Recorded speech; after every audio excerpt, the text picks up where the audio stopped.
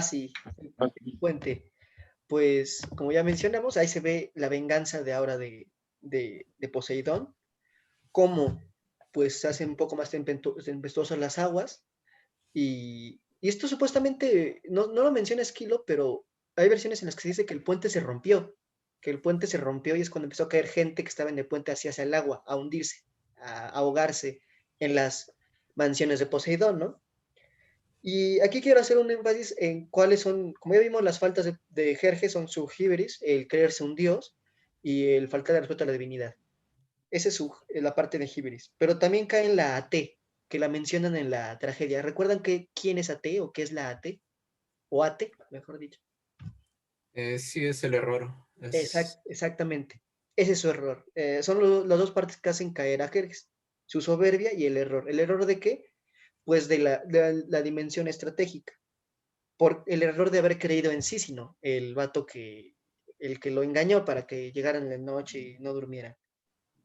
Um, Vemos aquí a los que ya se habían presentado primero como hombres valerosos y vigorosos y fuertes, que eran los líderes persas. ¿Qué les pasa ahorita? Cuando los acribillan en ese islote, ¿qué les pasa? Bueno, en el islote. eh, bueno, los apedrean, sé esa parte. Y de ahí los matan, aún los rematan. No sé si pasa algo antes de que los apedreen. No, no recuerdo.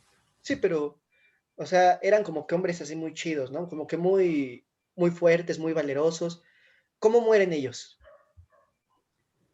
Eh, de nuevo, no recuerdo esa parte en particular, pero Va. me dio el sentimiento de que todos murieron de forma menos valerosa de la que merecían. Efectivamente. El mensajero menciona cómo algunos sí dieron mucha guerra y murieron con honor, pero pues el primero es el más, por decirlo, peligroso, el que les dio más guerra, fue el líder de los cilicios, Ciénesis, que pues también perece en el agua. Pero ya en el islote los apedrean, como bien dijiste, les dan sandardos, los matan, mueren sin honra.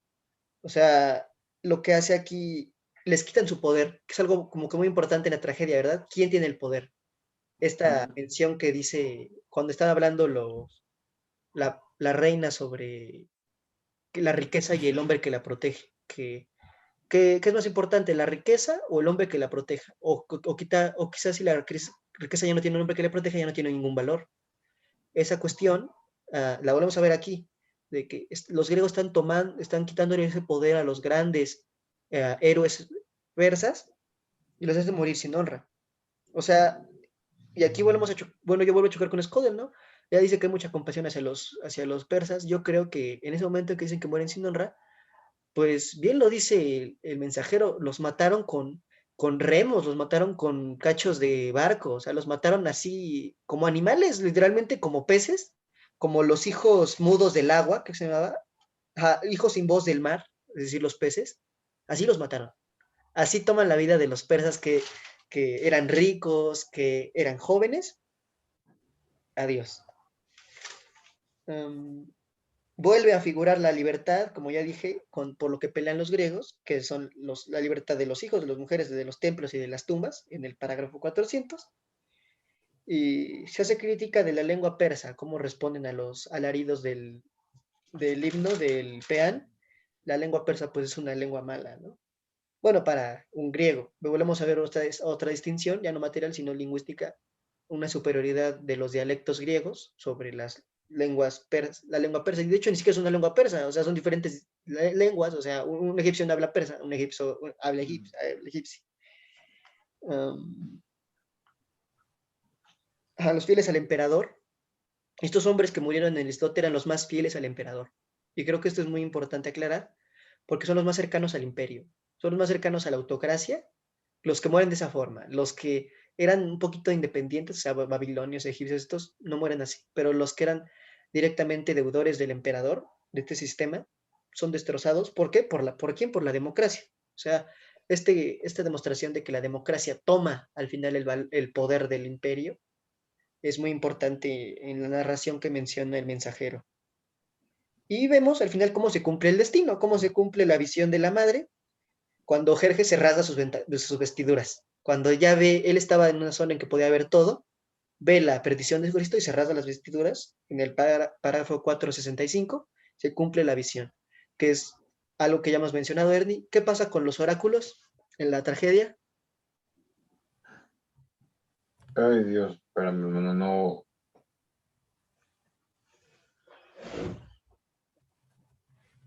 Recuerdo un poquito de menciones, por ejemplo, de Ifigenia y de... Ay, espérame.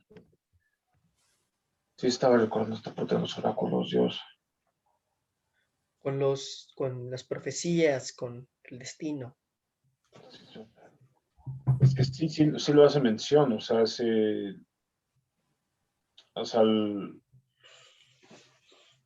Ay, no, perdóname, hombre, prosigue Está mejor bien, toda la está aportación de... bien. No, Para que se lo me borró sepa, el papel. para que lo sepa Rommel, y eso es lo que vamos a andar viendo siempre, hay que, Mm. el oráculo y el destino siempre se cumplen en la tragedia. Es como que lo inexorable, es la divinidad, como lo menciona Scott, demostrando su poder sobre el hombre. O sea, tú quieres escapar de tu destino y podrás intentar escapar del destino. No te escuchamos, Ernie, pero podrás intentar escapar del destino, pero nunca podrás. Y tu intento soberbio de Hibris por escapar de él te lleva más rápido a ese destino. El ejemplo claro es Edipo Rey. ¿Conoces a Edipo Rey, Rommel? Si no la conoces, mejor no te digo nada, porque es mejor que la leas. Bueno, Pero, sí, Edipo. te escucho. No, sí, sí lo conozco. Bueno, ves que al final él empieza la tragedia con Edipo, con la peste en Tebas, y le dice a Tiresias que no va a parar hasta que el asesino del anterior rey salga de la ciudad. Y Edipo dice, voy a ver quién es, trata de evitar ese destino. Y al final descubre que fue él el asesino del anterior rey y que se tuvo relaciones con su madre. Ese es como que el ejemplo clásico de cómo el destino siempre se cumple. Y eso es algo que vamos a estar viendo siempre en las tragedias. En este caso le pasa a Jerjes, y después de ese terrible destino, pues ya vemos cuando al fin aparece, ¿no? Luego ya viene la parte de la huida de los persas. ¿Podrías hablar un poco de ello, Rommel? Ah, la vida de los persas. Sí, a ver. Déjame recolectar mis pensamientos un segundo. Ah, wow. ¿Qué pasó? Si quieres, revisa el PDF, no hay problema. Ah, no, no, estaba distraído como estaba viendo. Ya, y ahora sí. Bueno, ya la huida. Creo que narra tres o cuatro partes principales, o así al menos lo separo en mi mente. Una de las escenas la primera escena que narra de la huida es, bueno, de algunos de los persas que lograron escapar, ya en su travesía, en tratar de llegar de nuevo eh, a su tierra, bueno, encontraron la muerte por Set. Fueron tantos persas que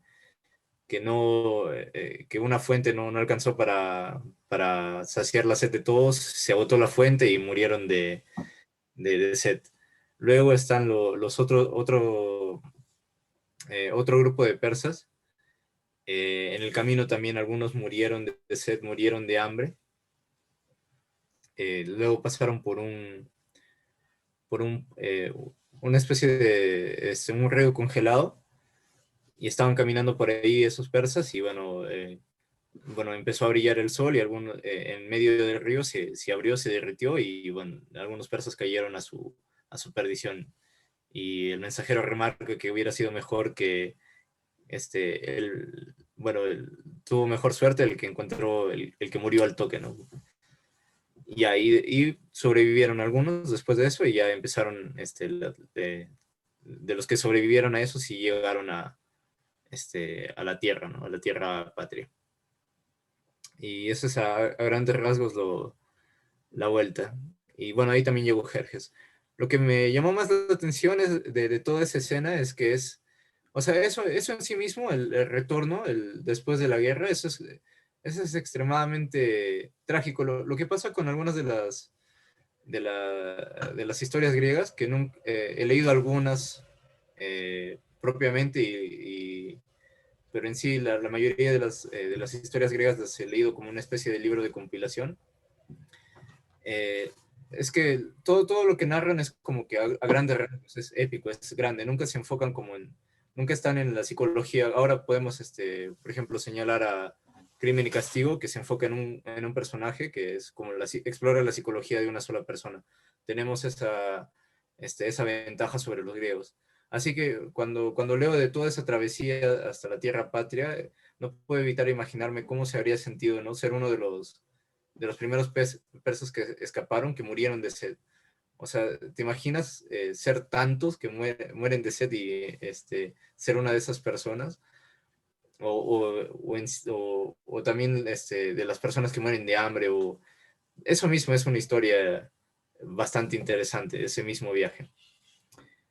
Bueno, de ahí más detalles no me acuerdo, pero bueno, algunos lograron escapar a final de cuentas. Perfecto, qué bueno que diste de lo que habías leído antes, de Orgullo y Prejuicio. Sí, muy interesante lo que mencionas de la poca profundidad que tienen los griegos a veces con los personajes. Yo difiero totalmente de ti, ¿eh? Porque de hecho pienso que uno de lo más valioso que tienen los griegos no es la cuestión épica, sino el desarrollo de personaje. El ejemplo claro es Odiseo, en la Odisea. Estudiamos todo su pensamiento, vamos siempre con él, el desarrollo de su persona. Pero, pues, hay muchos ejemplos en la poesía clásica también. Safo se expone, pues, directamente a ella misma, ¿no? De hecho, con los griegos, con Arquíloco, con Safo y con Alceo, que son los padres de la poesía lírica, surge este sentimiento de expresar las emociones mismas. Pero, pues, es válido, quizá tú leíste cosas que yo no, porque a veces sí los griegos, es que hicieron tanta producción los griegos que yo digo que de todo, pienso yo. Quizá leíste algunas cosas o algún formato, una forma de narrarlo que no fue lo correcto. Hay una compilación de Gredos también, de los mitos de Hércules, de los trabajos de Hércules, y te relacionas con él a un nivel tremendo. Ves a Hércules llorar, ves a Hércules llorar, rogarle a su padre Zeus, una vez va contra un ejército y él está tan cansado y hartado y hastiado de andar matando que está matando literalmente con su clava, llorando. O sea, eso es muy humano. Y los dioses griegos son extremadamente humanos, inclusive en un nivel terrible. Ves que los dioses griegos, el clásico ejemplo es Zeus y su líbido enorme, este deseo de ser infiel a fuerza, pero Hera es la mujer maltratada por su esposo, que maltrata a los hijos, odia a las mujeres de Zeus por estar con su esposo, pero no puede odiar a Zeus, ¿por qué? Porque la engañó para estar con él. Hay muchas cosas que sí te hacen conectar a un nivel, al menos a mí, emocional con ellos. Yo digo, quizá puede ser, es muy válida tu opinión, y pues ahorita, si quieres, hablamos sobre ello, pero pienso que quizá podría ser una cuestión de traducción o dónde lo viste, o algo muy académico, porque a veces lo académico le quita la carnita a las cosas, ¿no? Fue muy diferente leer a Scodel, me imagino para ti, que leer la tragedia, ¿no? Sí, Y es algo diferente, aunque tiene bastantes puntos correctos, Skull. Pero ahora que mencionas a la Odisea, la que sí leí, por ejemplo, a lo que me refiero es, por ejemplo, Odiseo pasa como, no me acuerdo cuántos años en la isla de esa Circe, bruja que lo mantiene captivo, sí, de Circe. Califa, o Circe, ya. Ajá, y bueno, se supone que pasa ahí no sé cuántos años, pero pasa años de su vida ahí, y lo único que nos dice la historia es que pasó llorando, o sea, como que se salta todo ese plazo de tiempo que pero no sé o sea, sé que está triste, sé que está siempre llorando, pero ahí acaba la exploración de su mente. O sea, no hay como diálogo interno, no es como que un montón de razonamiento o algo así, no es como los debates de Hamlet, cada vez que está pensando se debate ideas, está como constantemente evolucionando sus pensamientos. O sea, entiendo que los griegos sí tienen como sentimientos humanos y los puedo relacionar, pero no hay una gran riqueza de debate mental, nunca hacen zoom en esa parte. Es como más, no hay zoom, no es la única forma en que puedo explicarlo. Pero bueno, leí la Odisea y de ahí, como digo, leí una compilación, no me acuerdo cuál, Edith Hamilton, no sé si te suena ese nombre. La verdad no. Ah, ya, bueno, es como es como una introducción a lo que sería para las historias griegas, ¿no? Las principales, para que es una introducción para que luego entiendas a modo general todas las historias y luego ya puedes leerlas cada una, ¿no? Pero la de Odiseo siempre me quedó claro, siempre me dio esa impresión, que nunca fue algo psicológico de cada personaje, siempre personas morían, pero por ejemplo en la Ilíada nunca exploran si alguien está dudando de por qué están atacando Troya, ¿no? Porque parece que todos están seguros de atacar Troya, pero nunca hay dudas, nunca hay debates de ese tipo. Bueno, esa es mi impresión. Sí, creo que es válida. No me acuerdo, es que ahorita pues me agarraste justamente desprevenido en esto porque casi nadie lo cuestiona, pero la cuestión de la duda sí es algo que tocan los griegos. Que entiendo tu idea de la exploración mental y del debate propio con uno mismo, es algo de hecho más cercano a lo decimonónico, al, al siglo XVIII, sobre todo, cuando lo pongo así, hay un corte en la literatura a partir de Madame Bovary, que es como que una introspección, y ves que luego ya viene James Joyce, toda esta gente, en la que todo ocurre a un nivel pues, psicológico, digamos así, o descriptivo a otra dimensión. Concuerdo contigo en la parte en que este debate o este ejercicio no, no es tan claro en los griegos.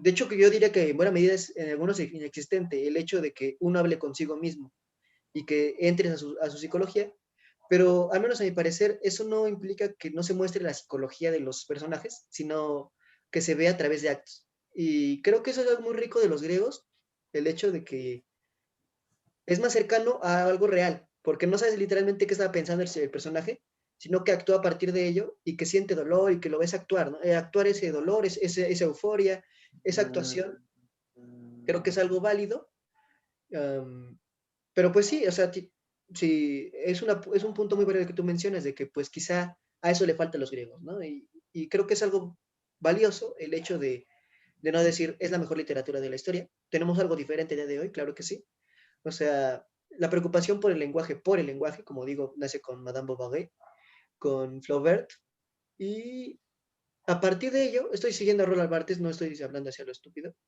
uh, pero pues esta reflexión a partir del lenguaje es algo muy contemporáneo. Y como digo, pues es bastante interesante tu perspectiva. No recuerdo por qué llegamos a esto, pero concuerdo en el hecho de que efectivamente eso le podría faltar a los griegos, el adentrarse más. No, yo ahí es lo que, donde no concuerdo. No es en la psique, sino en el diálogo interno del sujeto, ¿no? Creo que ahí estaría claro. Ah, ya me acordé. En Psique y Amor te cuentan lo que pensaba Psique. No sé si lo viste en esta introducción, que creo que también hay una cuestión importante, que tú leíste una introducción y no como tal las obras, que es algo muy diferente. Como digo, es muy diferente leer a Skodel, que tiene muy buena pluma y es placentera, pero no es lo mismo a leer ya a los persas o a leer a Aristiada, etcétera. Podemos ir viendo, aquí en el círculo voy a poner pausa para que no se... Sí me agrada.